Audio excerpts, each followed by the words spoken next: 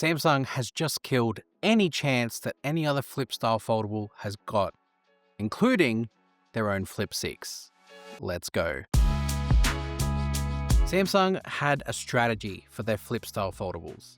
One that started with a screen that was so tiny on the front that was just for notifications, then you'd unfold for the full smartphone interaction. And now their strategy is to just beat every other flip style foldable they possibly can. Let's see where the upgrades are over the Galaxy Z Flip 6. Design is the obvious starting point here, but I'm going to start with the not so obvious point about the design. Samsung have made the Flip 7 wider than the Flip 6 and a little bit taller. It's almost like they've stretched it this way, so out and up. It's now a 21:9 aspect ratio versus the 22.9:9 that was on the previous versions of Flips. And it's now a 6.9-inch screen versus a 6.7.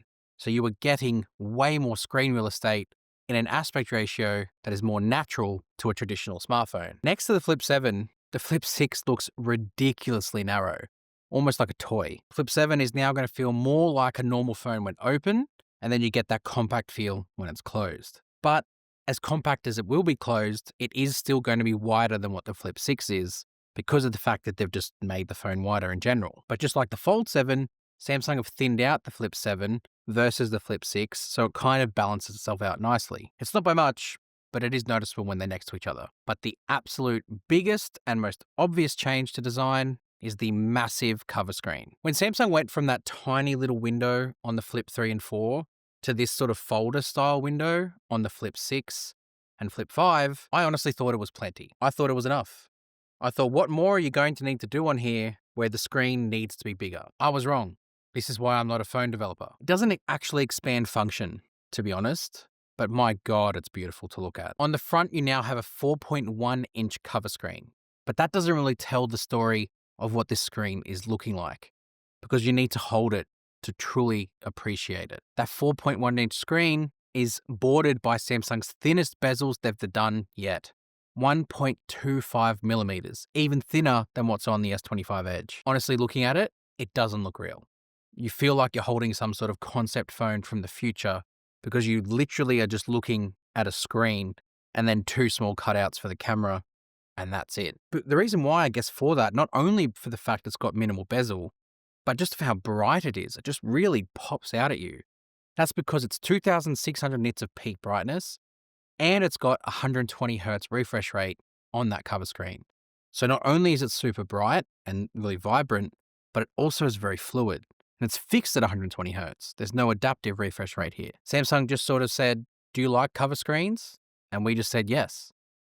And that's what they've done. The Flip 6, honestly, in comparison to the Flip 7, looks comical. It looks ancient. It immediately dates this phone something chronic. And the Flip 7 is from the future. That's what it feels like. As far as the cameras go, Samsung haven't actually changed the cameras themselves. The Flip 6 and Flip 7 are running the same camera hardware. 50 megapixel main, 12 megapixel ultra wide. What has changed though is the experience on the cover screen because it's so big now. Samsung have added in some nice touches to take advantage of this extra real estate and the uniqueness of having the cameras in the corner. For starters, there's some animations built into it. Like when you launch the camera, the ring sort of lights up around it, which is neat. But the best ones is sort of to do with selfies and sort of countdown timers. Samsung have built in an actual animation for countdown timers here. So when you do the thing called palm selfie, it will do a little countdown timer from the left and go all the way across, angling towards the camera. It's almost like Samsung is getting you to follow the path and sort of be looking at the cameras when the photo is snapped. Really nice touch. I'll appreciate the thought process behind it. It also extends that into video. So when you're starting that sort of video recording, the countdown timer goes across and then it sort of blinks red around the cameras to let you know that recording has begun. And it's vibrant and it's colorful. Really like it. Doesn't add any functionality really. I like the mindset behind it of having to follow and look at the camera, but it doesn't really change how you use it. It's still effectively the same. It's just a nice touch and gives you a nice feeling behind it. There is an expanded feature set on the cover screen though. You do get more menu options, like live filters are now added, where you can actually have a live preview of the filter not here yet, at least not in this version of oneui. It might come though with sort of software updates when this full gets oneui 8, but at the moment doesn't have it. The Flip 6 is really just limited by the size of the cover screen.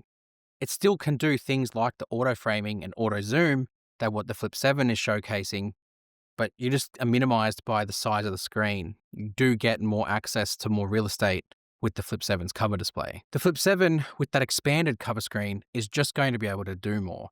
The functions behind it will allow you to have more better sort of stacked widgets with the cards that you swipe through. It's a revitalized experience that allows you to do more, but more efficiently at the same time. We also got some demos around Gemini and how you can use the cover screen with Gemini and sort of screen share and viewing through the cameras. Love that sort of option. When I do get a Flip 7 here in my house, I'll definitely be able to showcase more of that. Let me know if you want a full Flip 7 camera breakdown in the comments below. Big one though that I'm really excited for is the Flip 7 now supports Samsung DeX.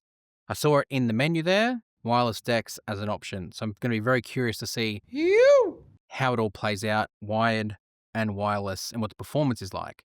Because for the first time on a Flip, it's not using a Snapdragon.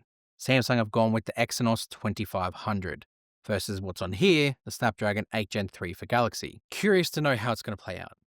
I don't think it's a big deal. Flip customers aren't asking what processor is in the phone, at least generally. There might be a couple that do. If they are asking and they care a lot about the processor, then there is obviously options for them that run that processor within Samsung's lineup.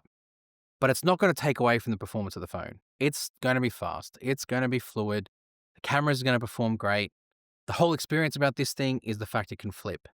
That's what you're buying. You're not buying the chipset that's in here. If the processors were the most important aspect of a smartphone, 3 or 4 years ago, we all would have transitioned to iPhone because of the A series chip and their battery efficiency and benchmarking tests.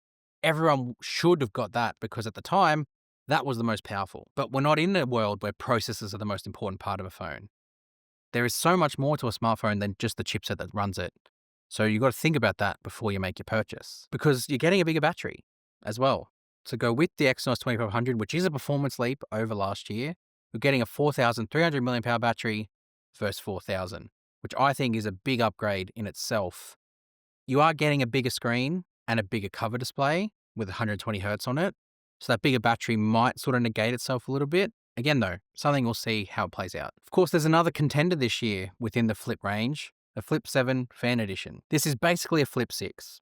Take away the colored camera rings, take away the matte finish on the back, and take away the 8 Gen 3 for Galaxy because it's running the Exynos 2400.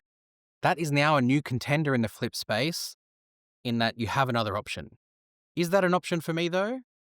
Well, having compared the Flip 7 next to the Flip 7 FE side by side, nah. Make sure you hit subscribe to Tech with Benefits for longer term comparisons between these two phones, more in-depth coverage of the Flip, the Fold, the Watch, and everything else that Samsung have announced. This is the place where you want to be. And I'll see you guys in the next one. You!